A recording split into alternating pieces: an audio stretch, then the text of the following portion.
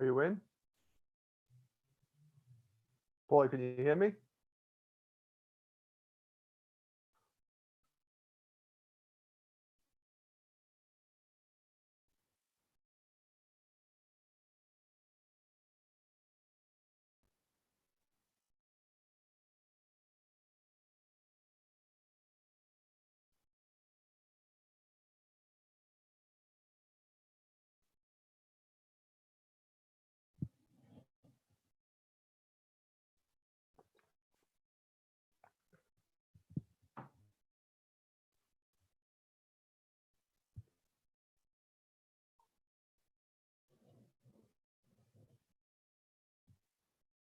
Paulie.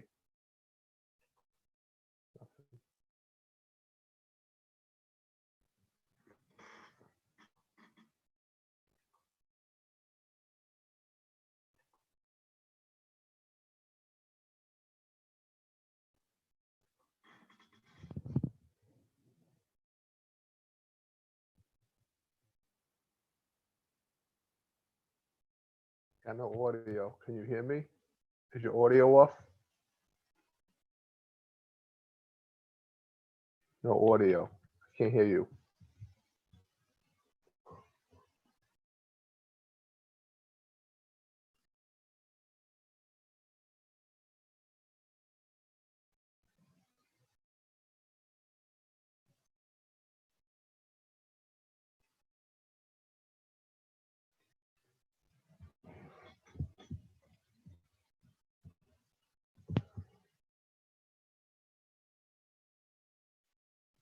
Hey there. There he is. What's happening? There he is. Hold on one second. I'm trying to get into the other the chat room here.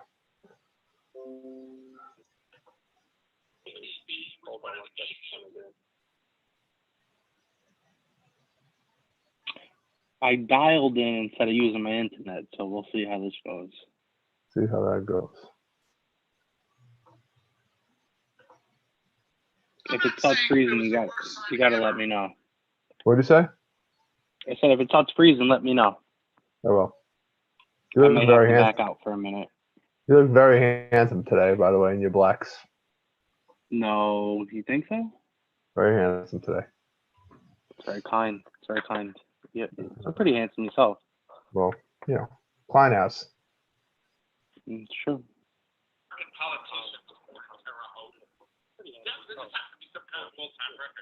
He was a candidate for president 5 times for the socialists. I hope it doesn't start freezing. That'll be nice. So far, so good. Are you listening to Georgie? What happened? Are you listening to Georgie?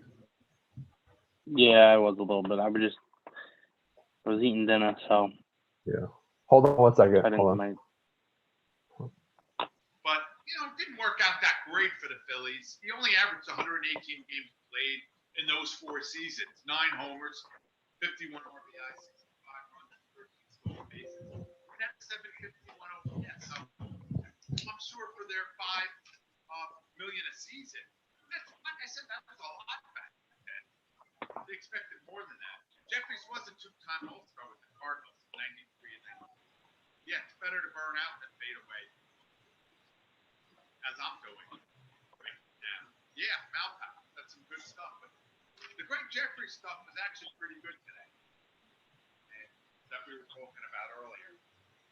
We all know about one of the guys, 2 guys I want to mention was the Drake brothers. They were the first 2 African-American brothers to play Major League Baseball. I had a baseball card and folded them up last week. Solly Drake and Sammy Drake. Solly Drake played for the Cubs, the Dodgers, and the Phillies. But, I don't even have to throw out the stats. We could Google them. But Solly Drake was the older brother of Sammy Drake, who was an original Met in 62. And next to his brother, Solly, would be a Hall. Hold on one second. I gotta go see the baby. Hold on.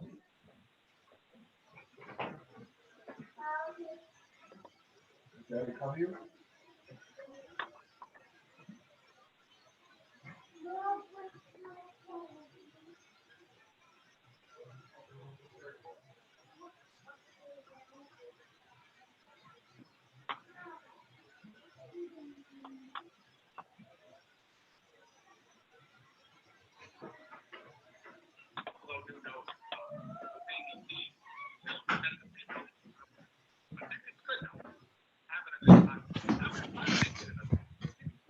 Can you hear me still? Yeah. All right, hold on. Sammy was 11. What'd you say? Hold on, nothing. Hold on. Never had it. 8 reps, 7 PI, 17. And it ended up with a terrible 9 on base. Bit of baseball history. Amy and Sally great. If anyone asks you, African American brothers play Major League Baseball. I'd like to thank guys, probably be God willing. The only reason I wouldn't be here is if I'm dead. But God willing, if I'm still alive next week, we'll talk about it. Hopefully not a lot of other guys died because that was pretty sad. I'm just looking through some notes. We'll probably come back next week. Talk about next week Trevor Flu, or Lenny might call him Flu Fang. Can you still see me right now or no? No. No. But you could hear me fine. Yep. He'll ever make the Hall of Fame. All right. He had a pretty good career. I'd like to thank Mal Powell, of course. It would never be a show without you. Lenny and Andrea, Big Joe D, Bobby, Flying Out, Douglas, Boyle, of course. Always great to have him. King Ham. You're like a son to Paulie Kleinout. Phil was in and out. Always good seeing Phil. His great show. I got to get Phil though new notes though because those ADPs. Phil, we've got the same notes in February, but it's good though. I'm having a good time. I was trying to make it. I'm 65. I'm 65. I think I can collect. I can collect $1,500 a month. I made a lot of cash in my life. My wife's all upset with me. You're like $1,500. It's unbelievable. Well, I made a lot of cash. Taco, thank you for everything. I really appreciate it. I'd like to. Paulie, can you hear me? Yeah. Paulie? All right, good. All right. Is it running a little delayed? Yeah, I can hear you, I think. Can you hear me right now? Just say yes. Yes. I think it's like a 2-second delay. As soon as I'm done with yes, reply back. Yes. Yes. Yeah, there's a little delay there. Fucking thing.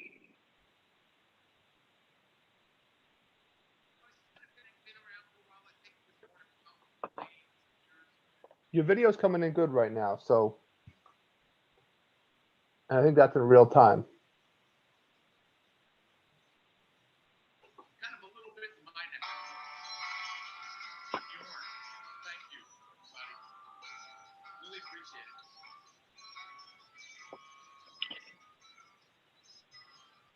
What's up, Andrea? What's up, everybody in chat? She's saying she could hear us. All right. So we got a show for you guys. We got a show. The Kleinout boys are working on it day and night. Night and day. Slaving away. Slaving away.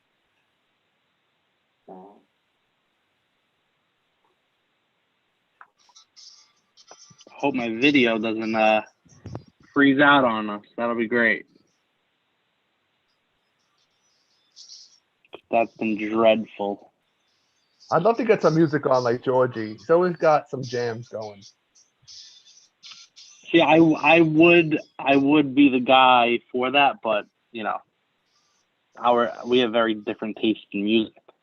What would you pick our entrance song to be? Something with Post Malone? No. I have one entrance song and one entrance song only, and it's Thunderstruck, AC/DC. Oh, well, that's a classic. That's it. That's the only intro song. Mac Miller. Andrew says Mac Miller. I could go with Mac Miller, but it's kind of sad and depressing. We want to get the vibes up in here. We want to keep them going with George's show. Was Thunderstruck Trevor Hoffman? I don't know. No, he might have been Hell's Bells. He was Hell's Bells, and obviously Mo was Enter Sandman. Well, George I would be a Thunderstruck guy. Yeah. George is having a really long musical interlude right now. Yeah, Mel's Pels. Mel's Pels. Hell's Bells. You got it, Mal Pal. All right, so I guess even though George's exit music seems to be going on forever, I guess we're good to go at 8:02. Paulie boy, you ready to rock this? Yeah, let's do this. All right, guys, listen. Fantasy fam here. Sunday night, we are here May 24th, 8:03 p.m. Coming to you hot from Staten Island, North Shore and South Shore. We got BK and Paulie boy. Say hi to everybody, Paulie boy. What's up, everybody? Paulie boy here with Uncle Bob. Getting ready to get into this.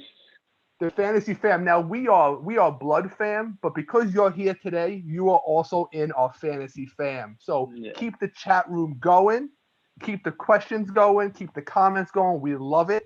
We look forward to this all week long. I don't talk to Paulie all week long until Sunday afternoons because we have just so much to talk about for this podcast, and we're just so excited to be here. As always, we try not to talk anymore. We try not to talk to each other anymore. As try always, to save it all Paulie, for Sunday. As always, Paulie, I'm going to give you a big spot here. Who do we have to thank? Lenny Melnick and the lady Andrea. As always. And the legend. Always. We're always indebted to them for their gracious hosting of this podcast. Amazing. Amazing. Thank you guys as always. Paulie, thank you so much. We got a jamming show today. Jamming show. Malpal, you know who the 24 is. Come on.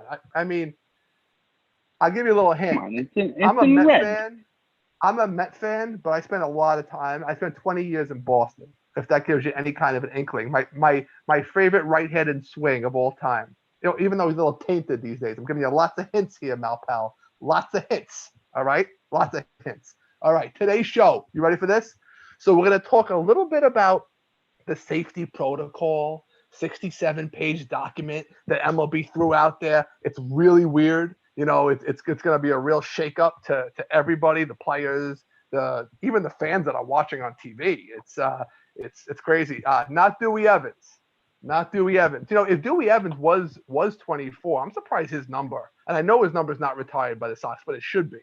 So the Sox should probably retire 24 twice. Yeah, he should be in the Hall of Fame. Who the hell is Dewey Evans? Millennials, guys, buckle in. Guy has no idea who Dwight Evans is. No idea. Who the hell is Dewey? That was his nickname, Paulie. See? Anyway. We're also going to be talking. Me and Paulie have been talking about this all week. Are you ready for this topic? The top 10 most influential people in Major League Baseball history. 10. Yeah, we had to have 10. We had to narrow it down to 10. So we had Paulie's take on it and my take on it. So start to formulate your own too. Would love to see in the chat some people you had that you thought were some of the most influential people in MLB history. We're going to talk a little bit about this Stratomatic League, and I'm the one kind of pushing this because my team is just shot to the top while I'm watching Paulie boy just drop to the bottom. He's it's not how you start, Paulie boy, it's how you finish. And you've been dropping like a lead balloon. Cellar dwellers. Yep. Hey, Malpal, Jackie Robinson's definitely on the list. You might get a twofer right there. You might get Paulie boy and Uncle Bobby both have Jackie. I'm pretty confident that that's a little sneak peek into what we got going here. We're also going to have Paulie came up with a trivia question today. We're really excited about that. And this one I'm really excited about.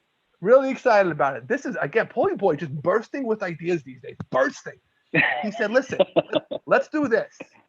I'm not going to get crude on this podcast, but there's a game. We all know it. It's called Blank, Marry, Kill. Blank, Marry, Kill. You've all probably heard of it. It's a big joke. This one's called Start, Bench, Cut. Who would you start? Who would you keep on your team but bench? And who would you cut? Lot of fun. Yeah. Boy, great idea. Great idea. We're going to have fun with this. And then we're going to keep our segment going. Yeah, it's going to be a good time. And then stardom or dumb, the third base version. So who's positioned for stardom this year? And who's just a dumb pick? We're going to play that a little bit. And then a little sad memorabilia moment that I'm going to share with all of you. And that's how we're going to cry. That's how we're going to end. That's how we're going to end. So, Paulie, safety, social distancing, When is this in our beloved Major League Baseball games? Since when do we have to put up with this? I mean, no spitting, no high fives. Guys can't sit in the dugout. I mean, I really don't know. How do you celebrate? How do you celebrate then? How do you celebrate and do things like that? I mean, I think they're going to have to send Facebook messages to each other. I found something kind of funny. I don't know if it's true. I think half of it's true and half of it's a joke. But somebody put this on Twitter. MLB will ban the following actions to encourage safety in 2020: spitting, sunflower seeds, chewing tobacco, licking fingers, fighting, hitting in batting cages, bat boys, high fives and fist bumps, fraternizing, showers and sauna, Uber and Subway, and leaving the hotel. Those will all be banned.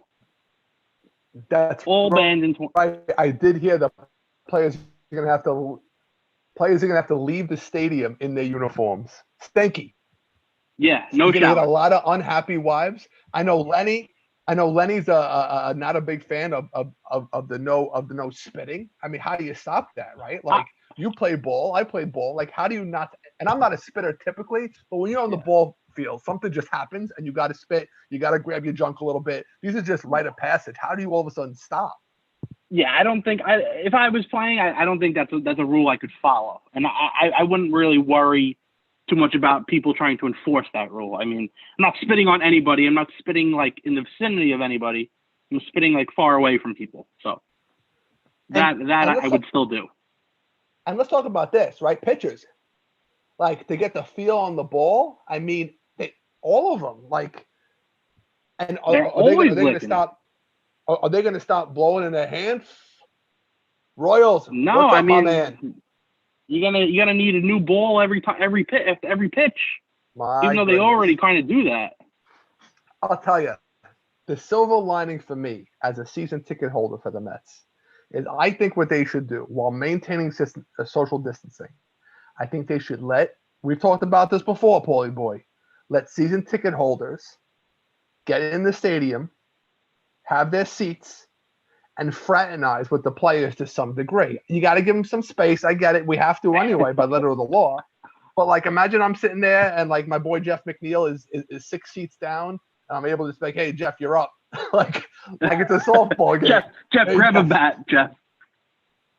Didn't the Mets bat out of order a couple years back, Paulie? Didn't the Mets bat out of order? Yeah. Mickey Callaway, right? Callaway, and Wilmer Flores, I think, was the culprit there. And that was Mickey's last year, even though it was only 2 years. But after that, it was like, oh, this guy's got to go. So now, I mean, we could all just be there and just urge it. So that won't happen again because it'll be like, hey, Jeff McNeil, you're up. Hey, Pete, Big Pete, get up there. So anyway, exactly. I think they should do that. I mean, how many season tickets do they sell? The Citi Field holds how many? 45,000, 48,000, something like that. Yeah. Maybe they sell 15,000 per season tickets. Let them in. I mean, I'd be there. I agree with Malpal. Have the fans manage the teams. Yeah, why not? I'm down. I'll be there. What will they do? Like a survey monkey? Like you have to do a quick survey? Righty or lefty? Yeah. Who we calling in? Familia or Lugo? Oh, I don't know. Never.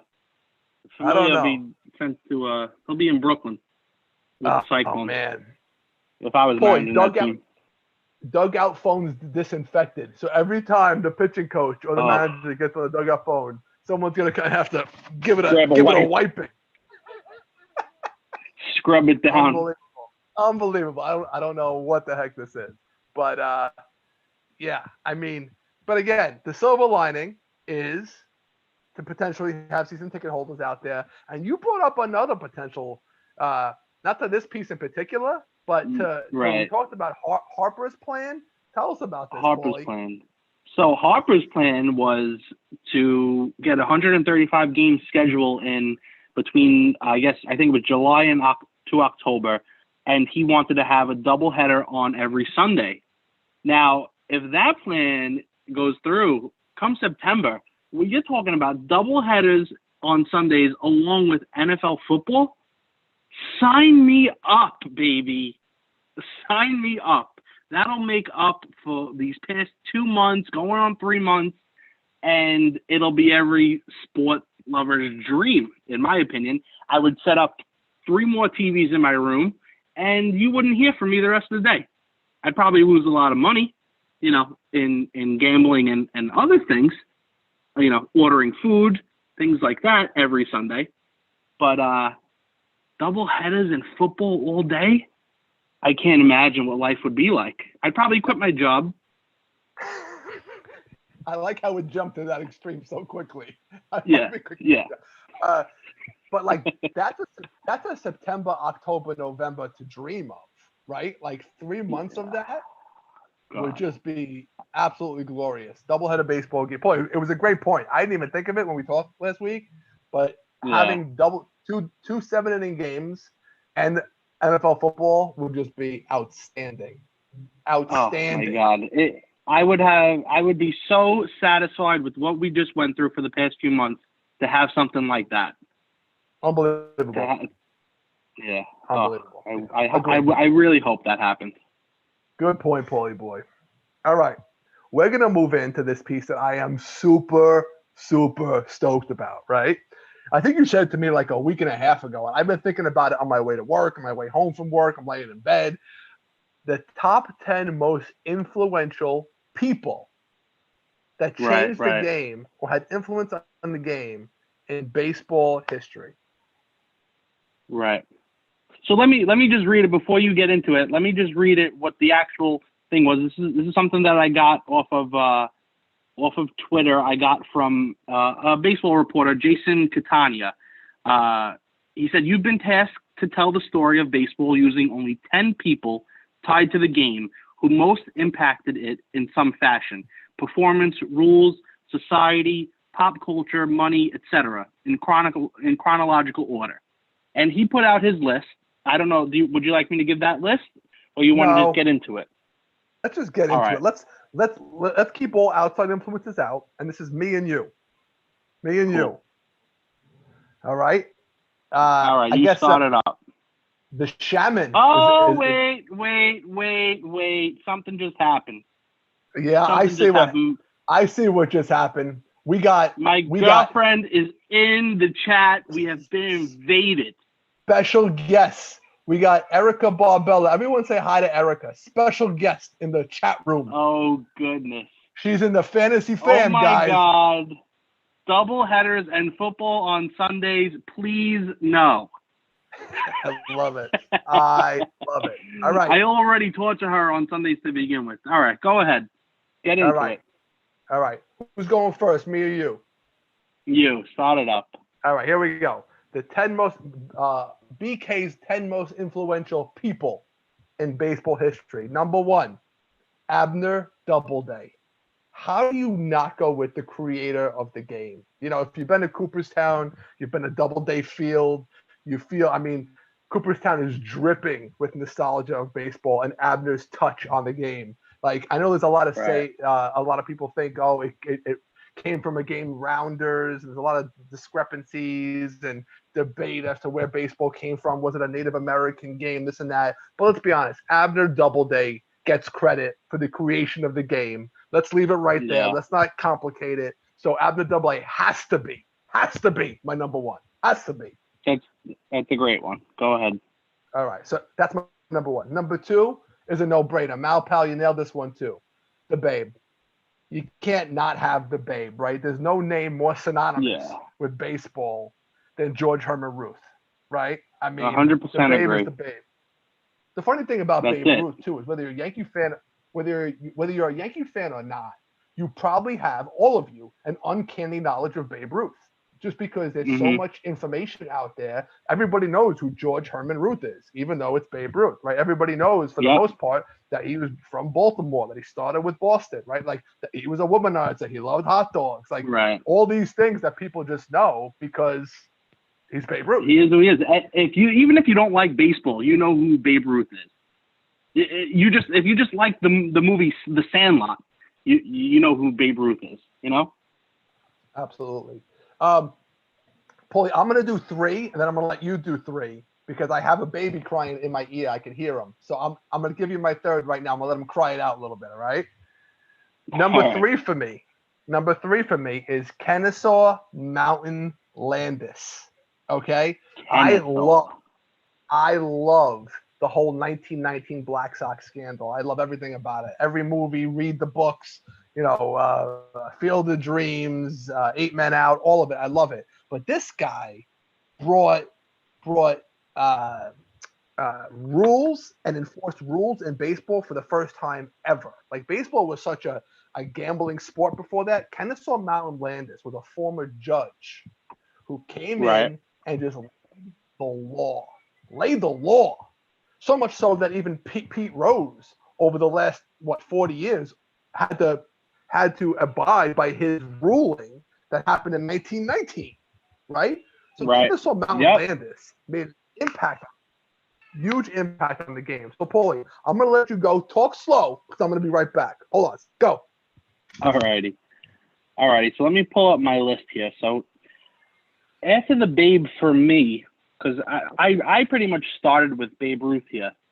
After that, for me, I think would be somebody like a Lou Gehrig, the Iron Horse. He was somebody who just put baseball on their back, like kind of after the Babe was on his way out, and just became an absolute stud. He played over, I don't even know how many games in a row, over 2,000, just ridiculous. And then he really brought that sentiment to baseball, and everybody, kind of had that emotion with him when he got the disease and everything like that. So everybody was really, had their heart pulling for him and everything like that. He was a big part of baseball, I felt like. After him, I had Ted Williams and that whole World War II era, and everything that meant to baseball. And I just can't even imagine if Ted Williams and people like Bob Feller and players like that, if they had those years back from when they were overseas in the war, if they had those years and they played those years, they're already legends. I can't imagine if they had those years, those 3 or 4 years that they were, serving in the war. That's a pretty big part of history when I think of baseball. After that, Jackie Robinson, 42, Branch Rickey. Branch Rickey was the guy who really helped baseball break that color barrier. When he signed Jackie Robinson, and he knew he was talented. He wasn't doing it for a show. He knew how talented the guy was, and he wanted him to play for Brooklyn. And you a number 4, Paulie, right now? Are you a number 4? I'm actually up to number 3. Perfect. Yeah, I was just getting into Jackie Robinson a little bit, but yeah. Great. I mean, I'm gonna piggyback right on you. I know you said Babe Ruth, right? And then I started with Babe. I got Jackie as my number 4, and I think you couple Jackie and Branch. I did the same thing, so I'm not gonna repeat you. Yeah, I'm gonna keep this going. My next guy, I have Bob Gibson. So Bob Gibson, and I should have did more research before I came on, but I'm pretty sure they changed the pitching mound because he was so dominant. I'm pretty sure that they lowered the pitching mound. If anybody in the chat room can confirm this, that for Bob Gibson, they lowered the pitching mound because he was so damn dominant that they had to, make it less competitive for him or more competitive. So, I mean, lowered mound. Thank you, Royals. I mean, that guy, just filthy. He changed the game. I mean, they call it the dead ball era and this and that, but this guy was that vicious on the mound that they changed it. So Bob Gibson is my number 5. And number 6, much in the vein of Malpal, great with the year too, is Roberto Clemente. Roberto Clemente, for what Jackie Robinson was for African Americans, Roberto Clemente was for Latin Americans. And he wasn't the first, but just he was the first guy who achieved to that level. And then the way that he died was so heart wrenching. Um, it's Roberto Clemente's mystique. My wife is from Pittsburgh, and I know they have a Roberto Clemente museum that you need to make an appointment. Paulie, did you know this to go to? And I'm gonna do that. But I mean, No, I didn't know that. This guy, I mean, he ended at 3,000 hits, which first off I think is wild. He got his 3,000th hit. I think it was the last game of the season, and it might not have. I can't confirm that fact if it was the last game of the season, but he ended with 3,000 hits. And here's a little known fact about Roberto Clemente. Interesting little tidbit. Remember Neil Walker, Paul, Pirate great, was a Met for a bit. Still playing, I think, with the Marlins. Right? Neil Walker. Neil Walker's played last year with the Marlins. Neil Walker's father was a player with the Pittsburgh Pirates back in Clemente's day, and I forget his first name, but we'll call him Mr. Walker. Mr. Walker wanted to go on the trip with Bob Clemente to go to give these supplies to his native land, and I think it was around Christmas time. And Bob Clemente said, no, stay home with your family. And he did. And obviously everybody knows the rest of the story. The plane crashed. But because Bob Clemente told Mr. Walker to stay home, if that didn't happen, we'd have no Neil Walker. Isn't that interesting? Wow. That's amazing. Yeah, that really is. That's fascinating. It's a really crazy how stories like that come out of tragedy. Yeah, really, really interesting story. So there's my first six, Paulie. What do you got? Your next three. Yeah, after Clemente, I think for me is Pete Rose. I mean, that story is just, it's something that people talk about to this day. Like it's a serious topic to this day about his expulsion from the league and everything like that. But what he meant to the league before all that went down, you know, I wasn't alive during the time to say, but from what I have gathered from it is just he was probably one of, if not the best player at that time. And that was over like a 20-year period, I think. And he was one of the best hitters of all time, hands down. And it's just unbelievable that a guy with those stats and a guy who, yes, gambled, I think, on his, like in his own defense, like he didn't gamble to lose games. He gambled that he was going to win games, something like that, I think. Yeah, that's you know what I mean. So he says. So he says. He wasn't throwing games. Guy with those stats, I don't know how he's not in the league, how he's not in the Hall of Fame. I mean, you know, how he's not involved at all. You know, so Rose is another guy for me. Paulie, after him, Paulie, okay, Charlie Hustle, he said it. So my father, Paulie's grandfather's favorite joke of all time. Ready for this, guys? Really good Pete Rose joke. Ready? Pete Rose sat on attack. Pete Rose. Got it? Pete like stood up. Pete Rose sat on attack. Pete Rose. My father loves that joke. Classic Papa joke. All right, go ahead. Keep going. After Pete, for me, and I think that we mutually had this name on it as well, was Bud Selig. Mm-hmm. And although not a guy who's universally loved by people, you know, it's not like people have he has a lot of fans and stuff like that. But he is a guy who contributed over 20 years to baseball as the commissioner, and he changed the game to what it is today. And he changed the game for the better, in my opinion. The amount of things that he did when he became the commissioner are endless. I have a short list here. You know, the realignment of teams into 3 divisions per league, and the intro of the wild card in 1994. This was introduced. I think he became commissioner in 92. That's something that's still happening today. Interleague play he brought along in 97. You know, that's, you know, something that, like, without interleague play, you know, in my world, it's like, how did we ever play without that? He retired Jackie Robinson's uniform number across all MLB. He added 2 more franchises in the Diamondbacks and the Devil Rays. He moved the Brewers to the NL. Wasn't he a former owner of the Brewers? 100%. 100%. He was right. So I believe for a while his daughter ran the Brewers after he became commissioner because of the conflict of interest for him to be commissioner and only team. But I believe that to be true. Right. So then he helped transfer the Brewers from the AL to the NL in '98. What else do we have here? He brought the home field advantage in the World Series granted to the winner of the All-Star game. He helped move the Expos from Montreal to DC, become the Nationals. He dedicated April 15th as Jackie Robinson Day.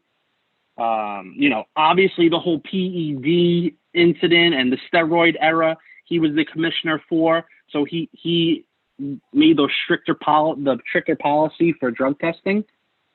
He helped create.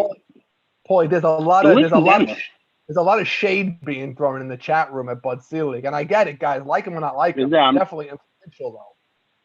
I'm not even looking. Definitely. I get it. Everyone hated him, which is amazing to me because he did so much for the game, but everybody didn't like him. It's pretty remarkable. I wonder how much of that was tied to the steroid piece, which I have a beef with him about that because he knew it was happening. He rode those players. I won't get into my long spiel of why I think that all the steroid guys should be in the Hall of Fame because baseball used them. They knew what was going on, and Bud was definitely the head honcho of that. And he didn't bring it to light, but he did what just what was being told to him to do. But say Royal said he only made PED policies because he didn't like bonds. And Andrew said Manfred is even worse than Selig, which, I don't love Manfred. Right. But but I agree, Andrew. It is easy to hate the commissioner. Whoever's in power, it's always really, really easy to hate. But and I get he's easy to not like for those reasons that everybody's naming, but he was a huge part of baseball history, especially over the past 30 years or so. Yeah. So and then pretty much directly tied to him after that would be Barry Bonds for me. You could go anyway with it. You could go Bonds. I think you went with McGuire. You could go really. Paulie, don't blow my list. Don't blow my list. I haven't even got there yet. You're blowing my list. Well, don't tell the 9 people in the room who I have coming up. Don't steal my thunder. Listen. I had to give it away. I had to give it away. Listen, if I have Bonds and you have McGuire, Bonds is my second to last. Oh, so you're flying through this. Keep going. After Bonds, there's just one more player, and I couldn't decide between the last player. For me, it was either A-Rod or Jeter for me. After Bonds. Tell me why. Tell me why A-Rod would even be in this conversation for you. Just because of the amount of history, from what he has done to the game. He came up as probably one of the best prospects, along with Griffey pretty much. And he just never stopped hitting the baseball. And then eventually it just became pretty much a lie because of, obviously PEDs and everything like that. And he had one of the bigger suspensions in all of baseball of all time. He's still contributing to the game today. He made an absolute boatload of money. He's one of the smarter minds in baseball, whether people like to admit it or not. And probably a future owner. So he's another guy who's going to be tied to the game for a long time. And Jeter in the same sense, but way more classy and did it the right way, and also had how many rings. Paulie is so much on this guy's jock. He watches a lot of Shark Tank. Paulie boy watches Shark Tank. Erica Barbella says Jeter. So, Paulie says A-Rod. Yeah, she's right. Paulie, I like your list, Paulie. It's a solid list. I'm going to bring this home with my final 4, even though you outed me on one of them, which is I'm not happy about. But it's all right. Nobody heard me anyway. My number seven is a combo, just like Jackie and Branch Rickey were. I got Curt Flood and Marvin Miller. So I'm not going to go into too much detail here, but Curt Flood was traded to the Phillies, and he didn't want to go to the Phillies. Blah blah blah. Long story short, Marvin Miller was the guy who fought for him, and Curt Flood became a free agent, and thus the birth of free agency. And just think about what free agency has meant to baseball, right? Like, how can you? And the fact that it took Marvin Miller this long to get into the Hall of Fame, but like this guy had such a imprint on baseball by helping to navigate those waters so that free agent could be what it is. Without that, the union is half of what it is. It's not what it is, right? Like Curt Flood and Marvin Miller are so influential to the game. My number eight here was probably my favorite one though, and it's a Yankee, which kills me. But George Steinbrenner. Now, Paulie, you're probably a little too young for George. I know you probably remember him a little bit because he was still alive. But George back in the day with Billy Martin and Reggie Jackson and Yogi Berra, and then how he started throwing money around, and the guy was just unpredictable, and he was owner of the Yankees, so there was so much prestige and press around that. And I mean, the guy was just unbelievable. Andy Messersmith, good call. Now, pal, Paulie Boy probably never heard that word in that name in his life, Messersmith, but that was a good one.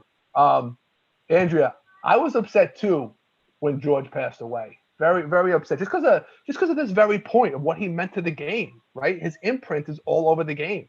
And George Steinbrenner was definitely influential. So he was my number 8. Number 9, like Paulie said, Mark McGwire. So I'm forever in Mark McGwire's corner.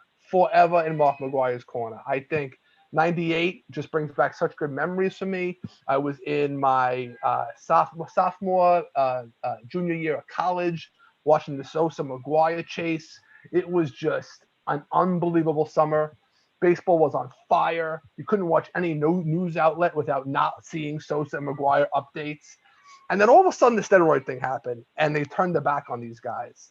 But like McGwire though too, like McGwire goes deeper, right? Everyone looks at McGwire and thinks steroids.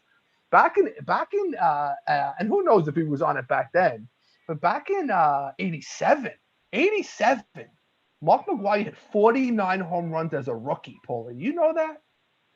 Yeah, that's amazing. 49 home runs as a rookie. And he was a thin guy. At USC, Mark McGwire was a pitcher. So he was a skinny guy, and you know the behemoth. You know the behemoth he became. But I mean, Mark McGwire hit 49. So I mean, even from a rookie, he was hitting with power. I mean, I know he was playing with Canseco at that time, so who knows what they were doing back then.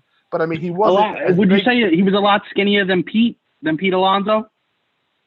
He wasn't as skinny, girthy. but I like the word girthy. Thick. He wasn't as girthy. Yeah, Pete's like a tree trunk, right? Pete's a tree trunk. Mark McGwire is just a tree. Because that's what I think of. When I think of McGwire as a rookie, I think of Pete as a rookie. And I can't imagine Pete going on steroids like 2 years from now. You know what I mean? Yeah, for sure. It's true. Yeah, but Royals, I would love to see Mark Cuban own a team. You know, I think he's a colorful guy, and he wanted to. He wanted to buy, I think, the Rangers. Yeah. Or maybe even the Cubs. I don't. It was one of those two. He wanted to, but MLB wouldn't let it happen. Yeah. For a while. So, and my number 10 is Bud Selig. So I'm not going to go into him again. But the guy I was wrestling with this final one with Bud was Ichiro. Ichiro, I battled with a little bit just because he blazed the path for Japanese baseball. I know there were Japanese players before him, but nobody accomplished the way Ichiro did, right? Like Ichiro and his career in Japan. I mean, Ichiro would have easily surpassed Pete Rose for all-time hit leader if you combine the two leagues. Ichiro was just a beast. Yep. And he's going to be in the Hall of Fame in Japan and in Cooperstown. And just an amazing, amazing player. Amazing player. Did you see the video that was circulating about the first time Ichiro met Michael Jordan? Yeah, I did actually. He was so starstruck. So cool. Yeah. So cool. Yeah. Ichiro is great. He's a great story. He could definitely be a part of that for sure. Yeah. That's the problem. Malpal wrote a little while back. Willie Mays was the first true 5-tool player. He has to be in.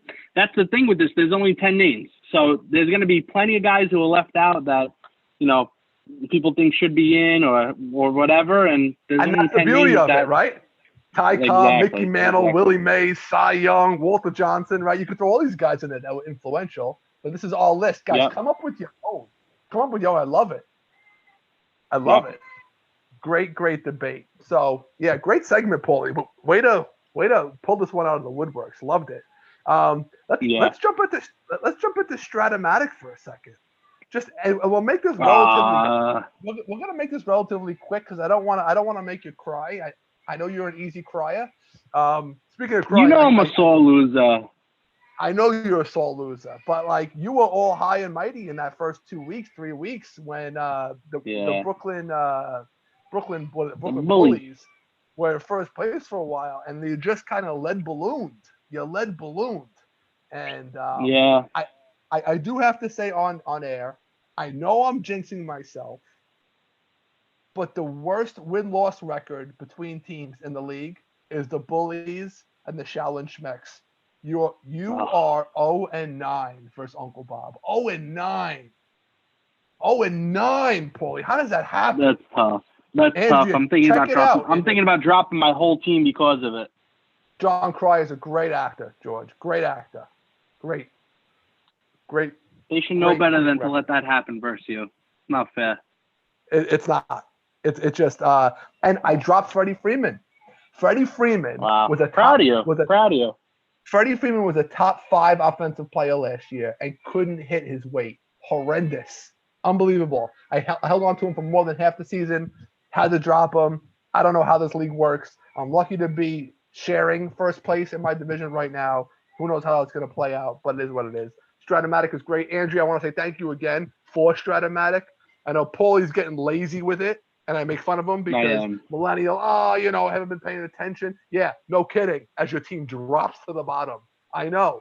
I'll check it again. I'll look it over. I promise. First thing I do is check it out. A lot of fun. Paulie boy is just playing video games till 5 in the morning, sleeping until 8 p.m. and then 8 p.m. and then waking up to. Yeah. I just woke up. I woke up 40 minutes ago. All right. So listen, I'm gonna go 10 to child one more second, Paulie. I think you got a hot trivia question coming. Don't give the answer. Leave a cliffhanger because we're gonna go into a little bit more here. But give the trivia question. All right. So the trivia for tonight. Back in 2014, I actually attended this game. Jacob deGrom's debut at Citi Field. It was a Subway Series game versus the Yankees. And on the other side of the mound was a Yankee starting pitcher giving his debut as well. And just wondering if you guys know who that is. No cheating out there. I know you guys like to Google those questions, but Uncle Bob gave me the privilege of giving the trivia tonight. And it was just one that came off the top of my head because Jake gave his debut and so did another Yankee starting pitcher. So who was the Yankees starting pitcher that night in Jacob deGrom's debut? Who was the Yankee starting pitcher to give his debut? Interesting question. Say it again, Malpal. Jacob deGrom, 2014, had his debut versus the Yankees. The Yankees also had a pitcher giving his debut. Who was that Yankees pitcher? No, wasn't Severino. Was not Great Severino. Question, it's a tough one, guys. It's a tough one. If you're a Yankee fan, you're going to have to go back into the old mental Rolodex. Oh, Georgie. Oh my God. George. Shock the world. Chase Whitley. How does that happen? How does that happen, George? How do you know that? He's good. He's not a Google guy, I don't think. George had that stored in his head somewhere. He had that in his head. I know it. George is 100% twisted steel and sex appeal. George, he's all up here. George has everything up here. George is like unbelievable. First ballot Hall of Fame. No, not Chase Utley. Chase Whitley, George. No, great call though, George. Whitley. Unbelievable. Unbelievable. All right. Quick, for all you guys that are on so far today in today's show, we had we talked about the safety protocol in MLB. We talked about the top 10 most influential individuals in baseball history. A great, great topic. We talked a little bit about Stratomatic. Paulie gave his trivia. If you missed it, okay, what you need to do is you need to go onto the Lenny Melnick Fantasy Sports Network and check it out, or go on demand and catch up. You got to catch up, Paulie. Yep, podcast. You got to catch up.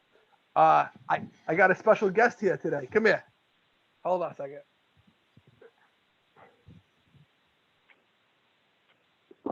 We got Noah. This is my son. He's hanging out. All right. No, Jack. What are you digging for over there? He's hanging out. He's digging for gold. Doesn't want to sleep today. All right. All right, a little bit. Let's get your finger out of there. You want to go play? Okay, go play. Go play. Not yet, buddy. Go play. All right. So this next one, again, Paulie, your fingerprints are all over this cast today. So Paulie said, what about a little piece called Start? Actually, Paulie, you say it. Don't let me say it. You say it. I'm a loudmouth. Say it. Start, bench, or cut. So one guy, we're going to go with pitchers here. One guy to start, one guy that's on the bench, but, could get in the game, I guess, at any time, and one guy that you would cut. And we're going to do pitchers. And we all know what that's a play on, Paulie, right? Like, if you've seen the movie Step Brothers, when they're interviewing and they say, bang, marry, kill. But this is something like start, that. Bench, cut. I love it. All right. Let's start this off. Go ahead, kid. So for the first group, we have Jacob deGrom, Max Scherzer, and Garrett Cole. Start, bench, cut. So one guy that you would put on the mound, Game 7 of the World Series. One guy who you'd bench. Yep. You want him on your team, but not the guy. And then one guy you're cutting. Those are three aces. DeGrom, Scherzer, Cole. What do you got? I'm going to start DeGrom. I am going to bench Max Scherzer and cut Garrett Cole. Andrew, but you have to cut one. It's the game. Oh, Georgie starting Cole, benching DeGrom, and cutting Scherzer. Nice. All right, Paulie. Why are you cutting Cole? I think that's the big question. I think Max is the guy that I would prefer to see come off the bench. I would rather start Cole than bench him, but I would rather start DeGrom, obviously, so I'm cutting Cole. I think Scherzer is a guy I would rather come in off the bench and whatever, and Cole, if he's not starting, I'll cut him. Yeah. I'm starting DeGrom. I am benching Cole, and I am cutting Scherzer. Scherzer's just, his second half last year makes me think. And again, I don't count the guy out. Scherzer's one of those guys that I always feel like he's going to rebound. But based on the second half last year, I think he's on his way out. He's getting up there in years. So he would definitely be my cut him. All right. Next up, here's one. We're not staying with the aces. We're dropping down a level. Andrew, you ready for this one? Here we go. Sonny Gray, Marcus Stroman, and Trevor Bauer. Gray, Stroman, Bauer. Yeah, right? I'm going to start Bauer, bench Sonny Gray, and cut Stroman. You got to give me more, Paulie. Why? Talk to me. Why? But why is this happening? Yeah, I think Bauer's he's still got that ace stuff in him. I like him better than Sonny Gray. I know that you may be different on that. I know you're a big Sonny Gray guy. Stroman's an easy cut out of those three to me. He's more like a He'd probably be third or fourth in a rotation normally. I'd start Bauer, but you may be different. What do you think?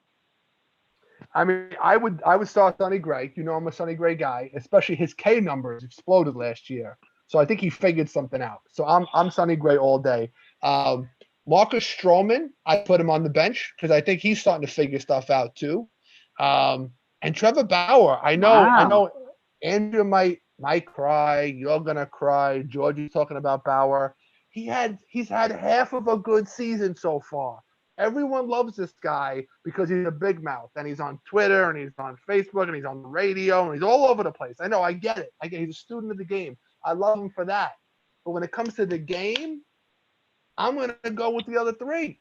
I mean, the other two. But Sonny Gray's my number one. Sonny Gray was great with Oakland. He just wasn't built for New York. We know that. And now he was great with Cincinnati. So he needed a change of scenery. Yeah, for sure. For sure. So that's where I am with that. This next threesome is a real tough one. Go for it. So I think it's Giolito, Flaherty, and Bieber.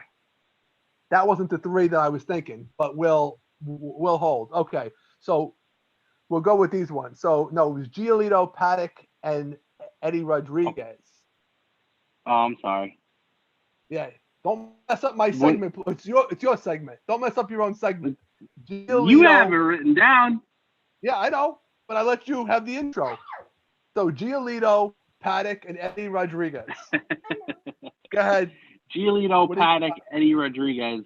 I'm going to start Paddock, bench Giolito, and cut Eddie Rodriguez. This is a tough one, Paul. And Paddock, I just think is so electric. Giolito had a great season last year. I feel like, you know, between him and Paddock, I prefer Paddock kind of. I don't know why. It's just like a hunch that I would go with. They're pretty equal, but I would probably bench Giolito and cut Rodriguez. Yeah.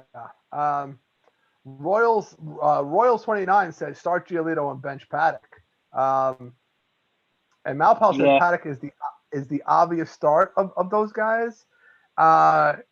What do they call him? Like the cowboy or something like that? Paddock? I forget what his nickname is. Paddock, he's still a little bit hypey for me, right? He was like up and down last year. I mean, when he's on, he's hot. But I think right now, from a known entity standpoint, Eddie Rodriguez would be my start, Paulie. Eddie Rodriguez is the one who has been somewhat consistent. He's been somewhat consistent. So I would definitely start him. And I would probably put, you know, I hate to say it, I'd probably put Giolito on the bench, and I'd probably cut Paddock right now. I mean, Paddock, and the way he throws, I think he's an injury waiting to happen. And I'm not rolling the dice on Chris Paddock as much as I love the Sheriff. There you go, not the Cowboy, the Sheriff. Now Paddock, beautiful, but like he just, I'm not sold on Chris Paddock. But Eddie Rodriguez is my guy in that group. And now, Paulie, give us the group that I originally was priming for. Go. Well, now I forgot the third one. Holy crap. All right, I'm going to do it. Bueller, Flaherty, Bieber. Bueller, right. Bueller, Flaherty, Bieber. It's a tough one, guys. Ooh, I love this one. These are the young studs, up-and-comers, right? Like this is Bueller. I'm going to say it one more time. Bueller, Flaherty, Bieber. Paulie, who you got here? I love these three guys. I really do. Bueller is number one for me. I'd probably start him over. He's in that first conversation for me, like with the DeGrom and Cole and Scherzer. He's probably close to 4 or 5 right there for me. So I'm starting Bueller. I am going to bench Bieber and cut Flaherty. Yeah, I just think Bieber's a little more electric. He's that ace of the Indians, you know, all-star game MVP last year. You know, I know that Flaherty had that crazy second half, but I've been saying it for how long now? I think he's going to regress a little bit. I still like him a lot, but I'm going to go with Bieber over Flaherty there and definitely start Bueller. I'm going to agree with Royals 29. Paulie, we were this close to agreeing on one of them. We were this close. Oh, man. This close because I was flip-flopping. But I'm obviously going to start Bueller. He's the guy. The guy is just filthy. You can't really argue that. But I'm going to bench. Yeah, I'm gonna bench Flaherty. I think he figured something out that second half. I think he was just filthy, and I can't debate that. It's the last thing I have in my head as far as the memory of Flaherty. So and he was just unhittable. Bieber was great, obviously. Just I'd love to have him on my team, but when in a group with those three, he's the last there. But yeah. Right, that's fair. That's fair. I just like Bieber a little bit more, and you know that, so yeah, it's all right. What's sad about this whole thing is that Georgie's cutting Malpal, so I don't know how I'm gonna wrap my brain around that. Yeah, Malpal. I got nothing. I'm starting Malpal. Wow, Malpal, lots of love from Paulie boy coming in. Yeah, lots of love. I like Malpal. Starting Malpal. Lots of love. All right, Paulie, we only got a few minutes left. Yeah. Yeah. What do you got? Tell us the story. To have George on your side is a good thing.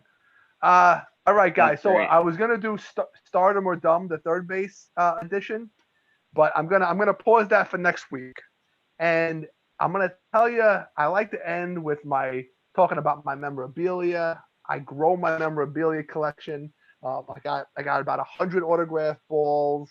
I usually like to meet guys. I'm in raffle groups, auction groups, all this stuff, trying to grow my my collection ongoing. If you were here last week and the week before, I talked about how I bid and won words written, not autographs, words written by Cy Young and Walter Johnson. Have them in my collection. But this week, actually, it was yesterday, I was heartbroken, Paulie. I was in a raffle. I can't imagine why. I was in a raffle, 100 spots at $30 a spot. Okay, you pick your number 1 through 100. You pay $30. It was $30 a spot. Paid $60. This was the item. You ready? It was a baseball sign. Malpal, you're gonna love this.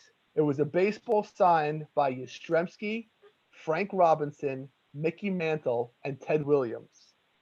Let me say it again. That's unreal. Yaz, Frank Robinson, the Mick, and the Splendid Splinter, all in the same ball. And I was like, all right, I have a 2 in 100 chance of getting it. Not great odds. Picked my numbers. Waited for the raffle. If you don't know how these raffles go, guys, like it's a randomizer.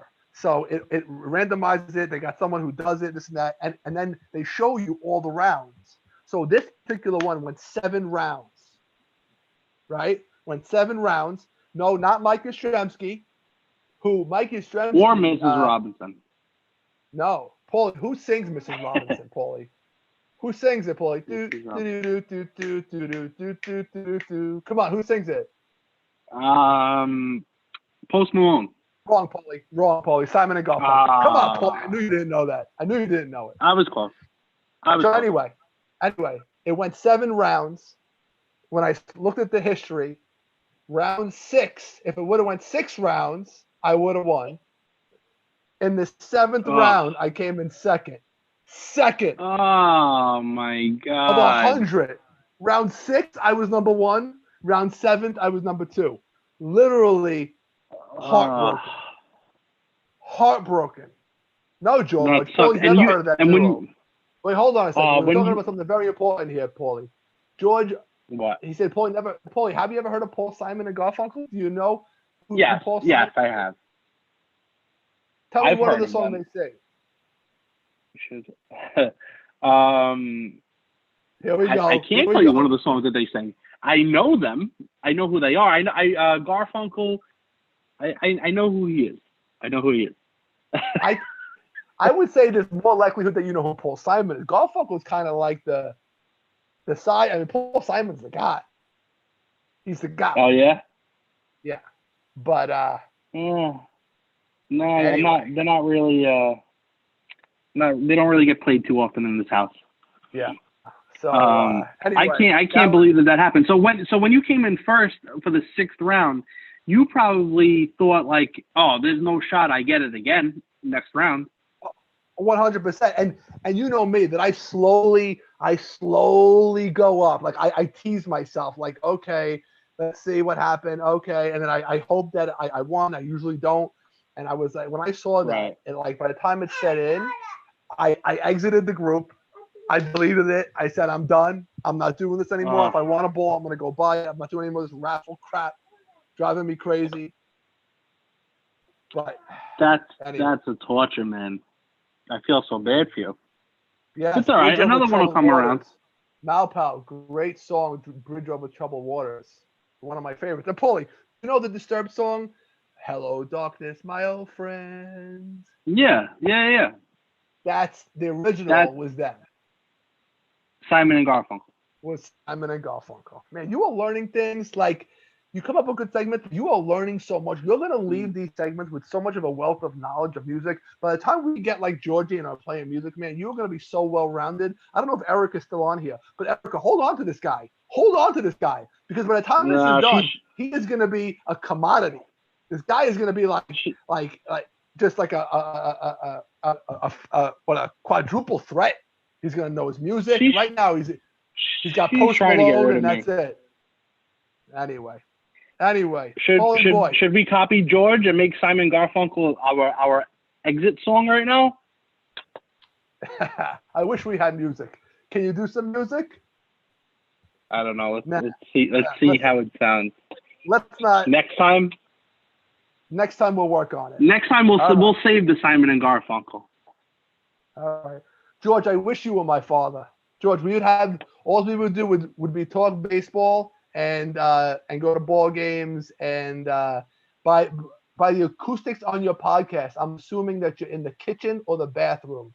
So, I would just hang out with you all the time in the kitchen or the bathroom. As weird as that is, I mean, that's what it is. But I love the music. I wish I had. It's a great touch. It's a great touch. Anyway, 9:00 on the button, Paulie. Anything you want to end with here?